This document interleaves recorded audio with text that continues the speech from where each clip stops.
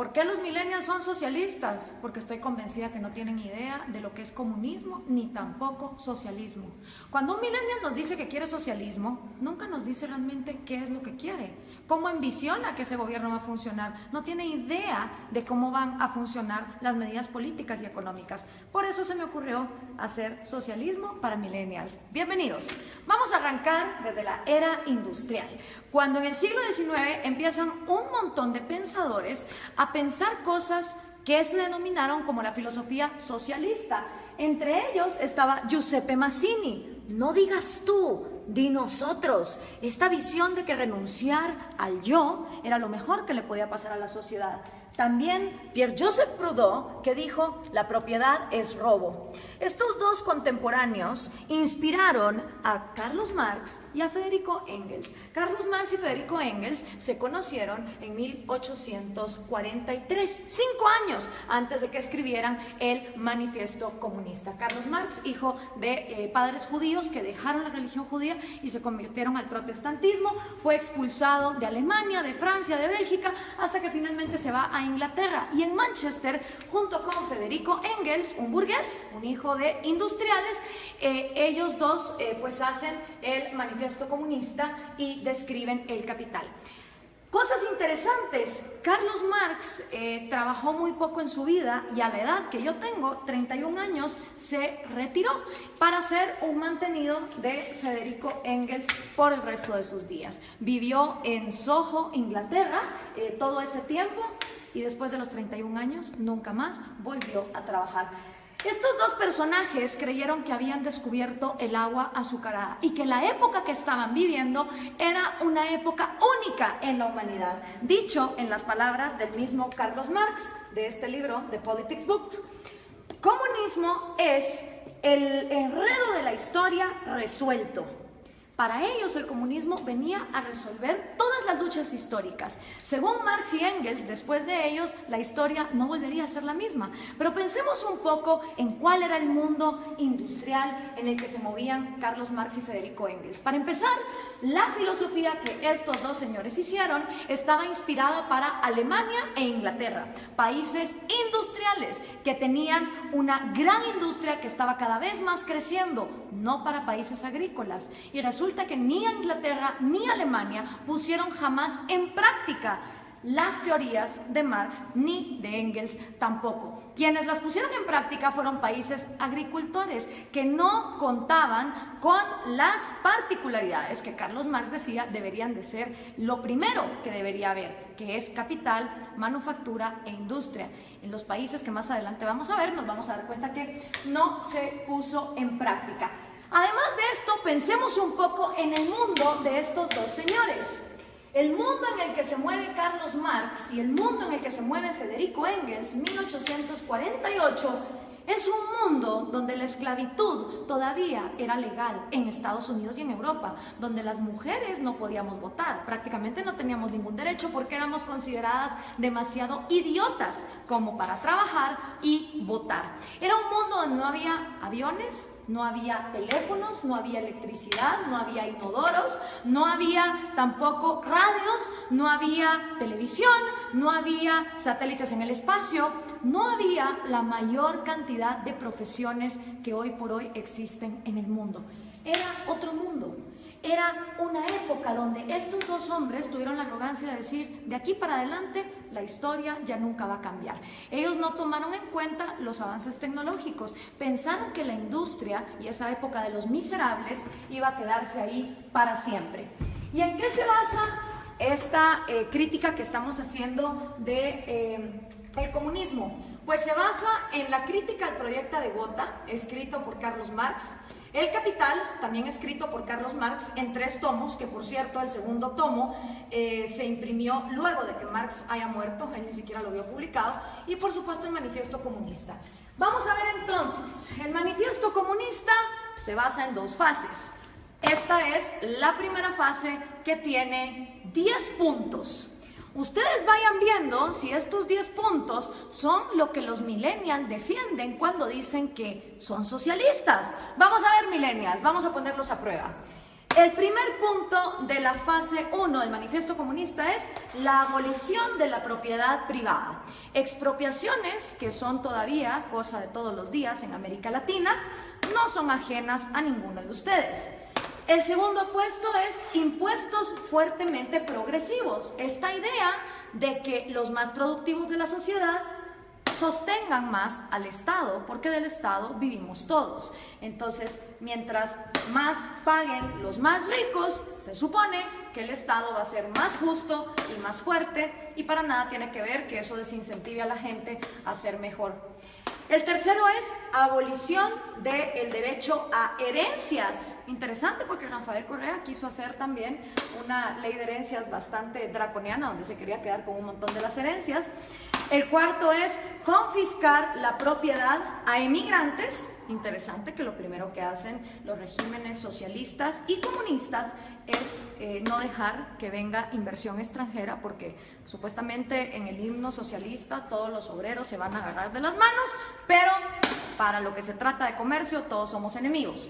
El quinto es centralización del crédito, que solo podías endeudarte con el Estado. La sexta es centralización de los medios de comunicación y transporte. ¿Les suena familiar? Prácticamente en toda América Latina, los regímenes del socialismo del siglo XXI han acaparado los medios.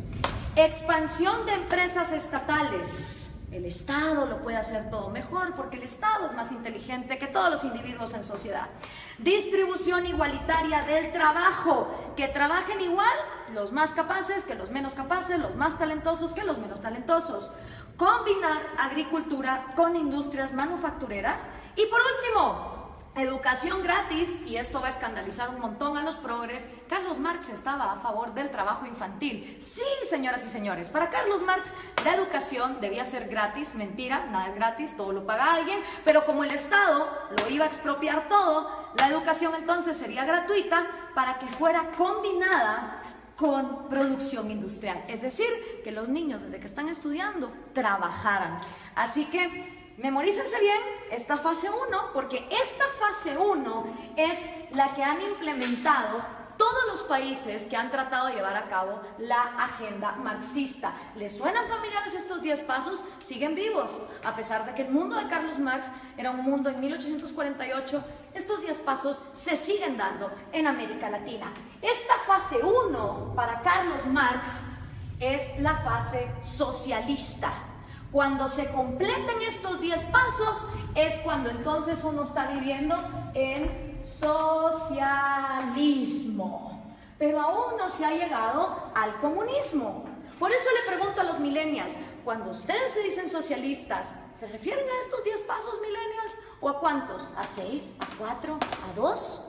¿A cuántos de estos pasos es a los que ustedes se refieren cuando se llaman socialistas?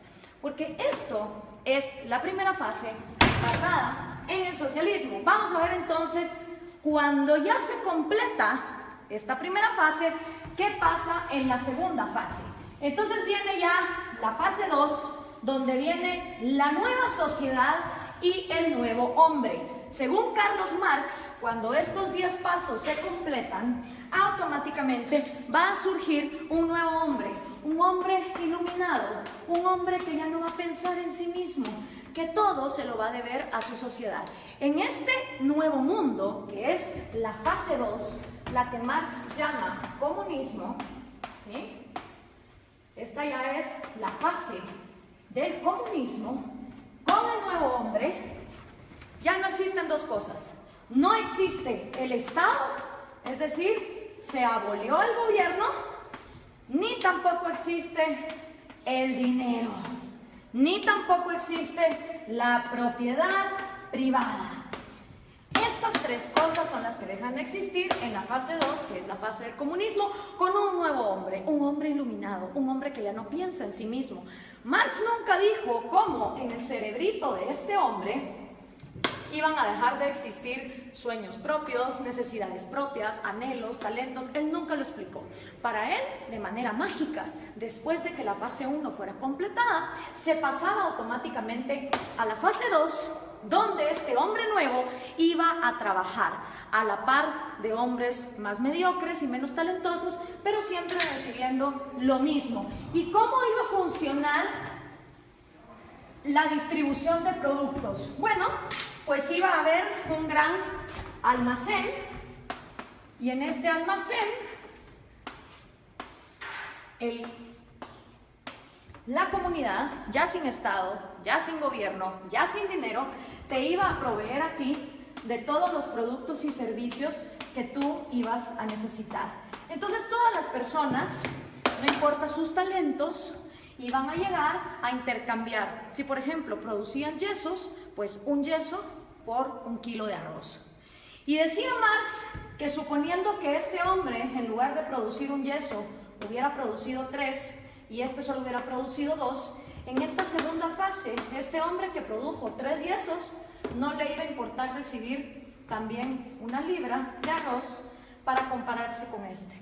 Según Marx, iba a llegar un momento donde el más talentoso y el que más trabajaba no le iba a importar recibir igual que el que trabajaba menos y el que era más mediocre. Ahora veamos, ¿se cumplió esta fase 2?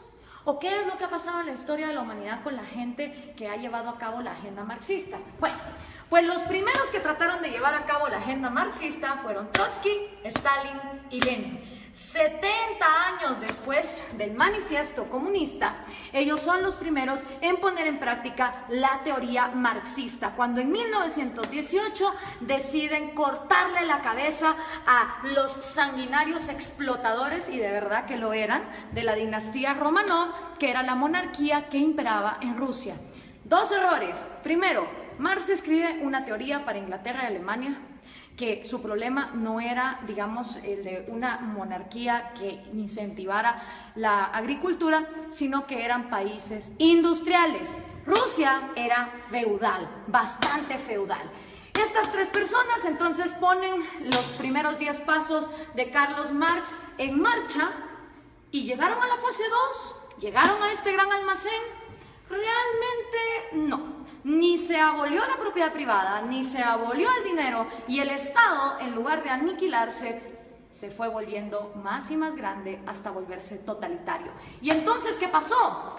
En toda Unión Soviética se desplegaron los gulags. Cada uno de esos puntitos rojos que ustedes ven ahí son los gulags, los campos forzados de trabajo. Claro, desgraciadamente en esa época no había Twitter, no había Facebook, no había Instagram, entonces era muy difícil tener récords de las atrocidades y las violaciones a los derechos humanos que se daban en estos campos de concentración en condiciones de temperatura bastante salvajes y teniendo a la gente hasta lo último en el punto de inanición. Y para darles un ejemplo concreto, aquí hay una foto del Gulag de Ucrania, que era una parte fundamental para el sustento económico del Imperio Soviético, ya que producía 80% del carbón, 85% del hierro y el 70% de los metales. ¿No les suena familiar Venezuela? A ustedes que con el petróleo los tienen similar así.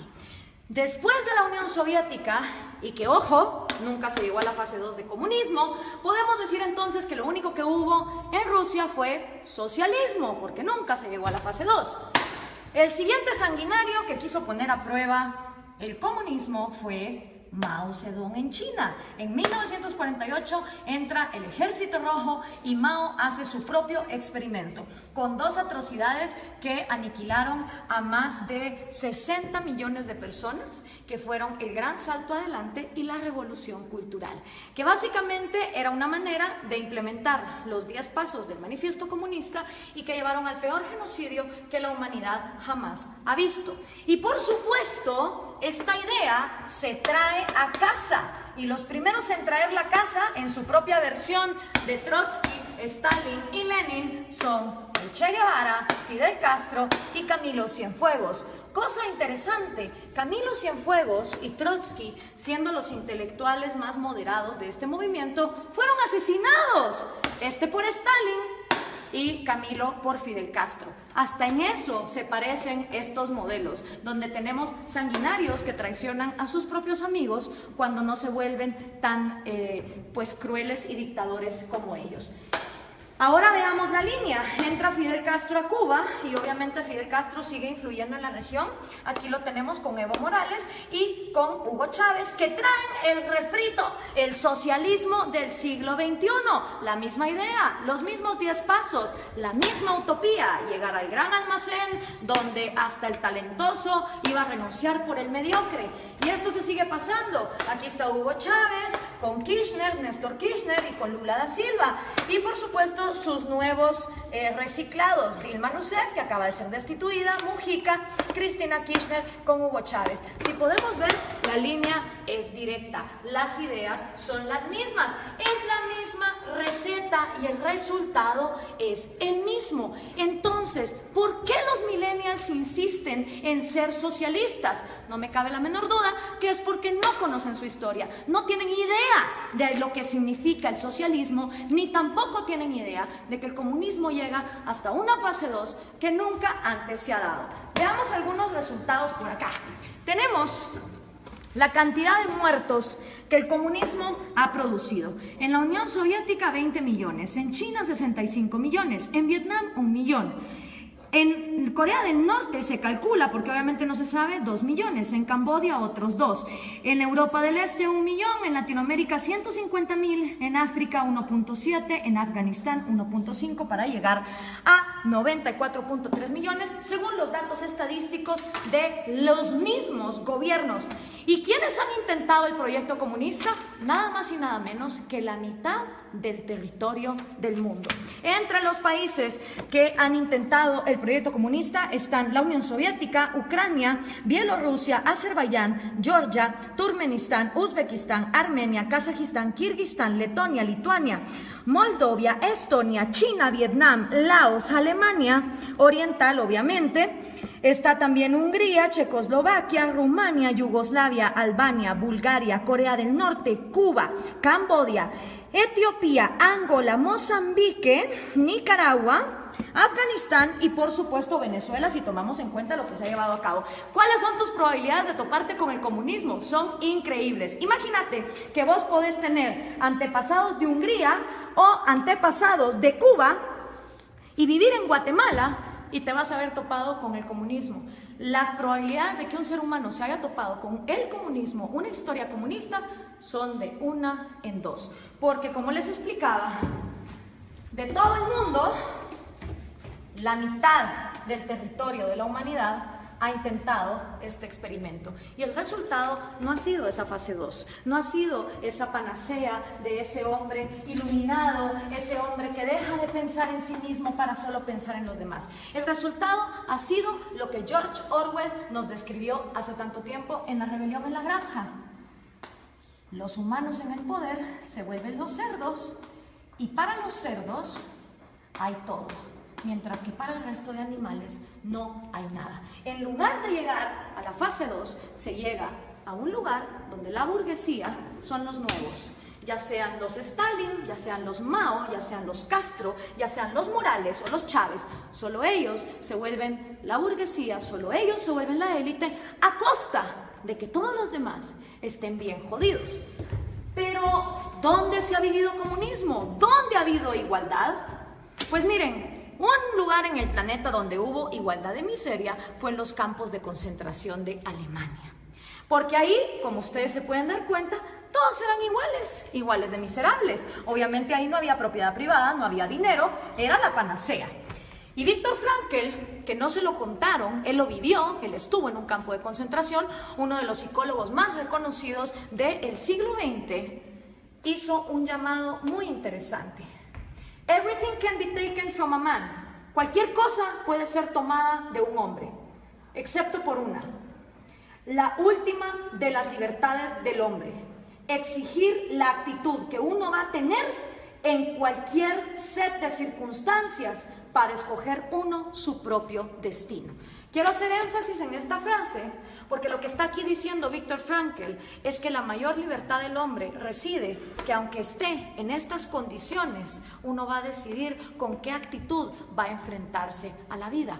Pero ¿qué podía saber Carlos Marx de estas cosas? Regresemos a 1848, ni siquiera Freud, con su psicoanálisis, que ya está bastante desprestigiado, había empezado sus estudios. Tampoco Darwin. Se creía que la histeria de las mujeres se podía quitar con electroshock. La psicología estaba en pañales. ¿Qué sabía Carlos Marx del cerebro humano? ¿Qué podía saber Carlos Marx acerca de un hombre nuevo que tuviera en su cerebro la capacidad de dejar de pensar en sí mismo? Hablemos entonces de sus predicciones, que fueron completamente nefastas. La primera predicción de Marx: va a haber más países comunistas que no comunistas. No se cumplió. Hoy hay más países excomunistas que actualmente comunistas. La segunda predicción de Marx: la máquina va a acabar con el proletario y el proletario va a vivir en la miseria. Tampoco se cumplió. Hoy por hoy, en el siglo XXI, existen muchas más profesiones y muchos más puestos de trabajo, tomando en cuenta que las mujeres ya podemos votar y ya podemos trabajar, que las que existían en su época, con lo cual su segunda predicción tampoco se cumplió. Hoy por hoy, de cada 7 personas vivas, 6 ya no viven con $1 al día, como era en la época de Marx, donde había mayor pobreza igualitaria. Y otra también de las predicciones de Marx es que el comunismo, en donde fuera implementado, iba a pasar a la fase 2. Y esa tampoco se cumplió. Ninguno de los experimentos comunistas han llegado jamás a la fase 2. Nunca abolen ni la propiedad privada para los gobernantes, obviamente para todos los demás sí. Nunca se abole tampoco el dinero, ni mucho menos la propiedad privada.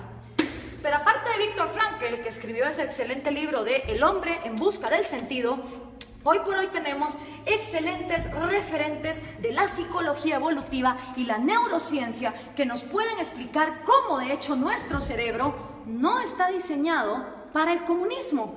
Uno de ellos es David Boss. Él es PhD, profesor de Harvard, de la Universidad de Michigan, de la Universidad de Texas, y ha escrito 7 libros de psicología evolutiva, incluyendo este. No son personas que te lo digan por fe, como te lo dijo Marx, y que solo lo dejó escrito cómo iba a ser ese cambio en la psicología humana. Son personas que han estudiado la evolución, la genética de la vida, y que entienden cómo funciona el cerebro humano.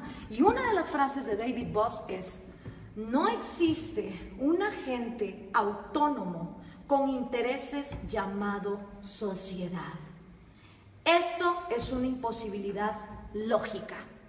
Sociedad como tal no piensa, no come, no llora, no tiene intereses. La sociedad no es más que el cúmulo de cada individuo. Y somos los individuos y nuestros derechos fundamentales los que realmente existimos en la realidad.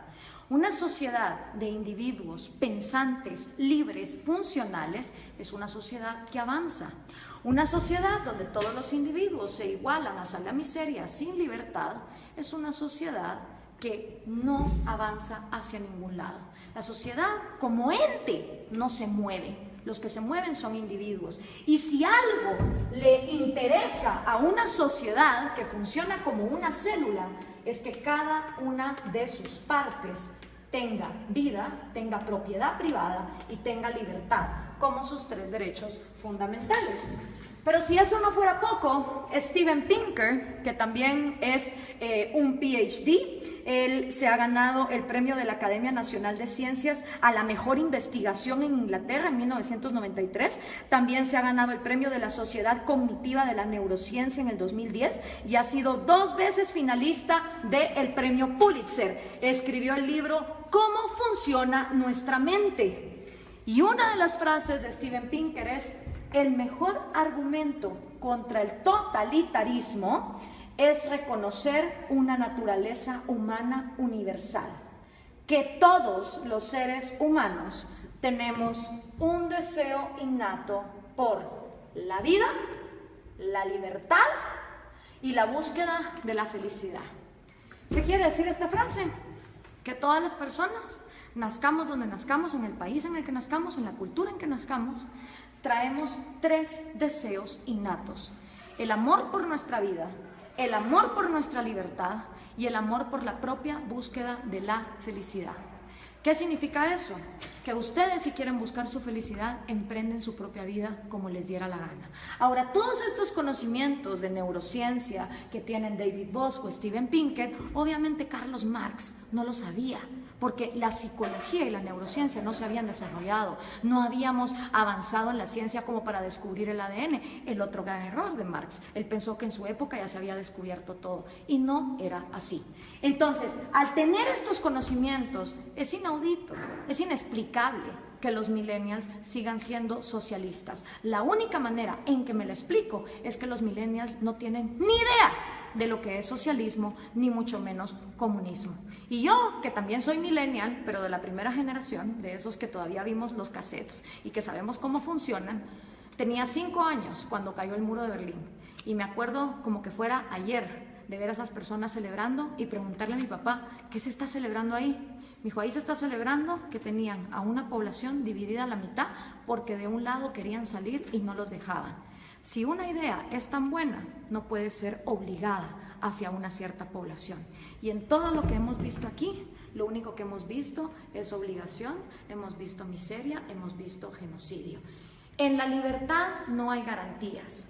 Yo no estoy aquí vendiendo una utopía ni una panacea. En la libertad hay riesgos y puedes perder como puedes ganar. En la libertad también existe la libertad de no participar en el mercado. En un país que vive en libertad, si hay un grupo de personas que quieren vivir como hippies e irse a una montaña y no ser parte del mercado y no tener propiedad privada, son libres de hacerlo. En un país comunista, si uno intenta meter una zona franca de libre comercio en alguno de sus puntos, va a parar a la cárcel o va a parar desaparecido. Esa es la diferencia entre vivir en un lugar donde se garantice la libertad y donde no se garantice. Esta utopía basada en el hecho de que el ser humano debe renunciar a su autoestima y a su amor propio para contribuir a su sociedad, es completamente errada por lo que la historia nos ha comprobado. Y lo único que logra son élites de cerdos, tal cual los describió George Orwell, que se quedan con todo a costillas de un pueblo que pierde lo más importante que todo ser humano tiene, que es su libertad. Espero esto les sirva a los millennials para entender qué es el socialismo y qué es el comunismo. Gracias por compartir.